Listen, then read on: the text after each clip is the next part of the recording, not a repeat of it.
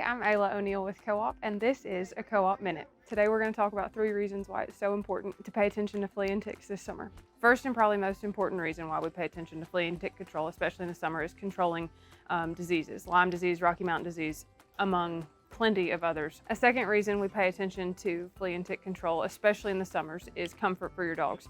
They're already having to deal with the heat, with them scratching, trying to get rid of fleas and ticks. The ticks themselves biting can cause skin irritations as well. You just want to make sure that they're as absolutely comfortable as they possibly can be. A last reason that we're going to talk about today for flea and tick control is controlling allergies for your dogs, and especially puppies. In young puppies, we don't necessarily know what allergies they do have, especially going through their first summer, and in old dogs, even if you do, making sure they're on a good flea and tick prevention is going to help them control any possible allergic outbreaks or mitigate anything from actually coming about this summer. Lastly, as a reminder, Co-op is your one-stop shop for all flea and tick. We are here to help you in any way we can, especially this summer.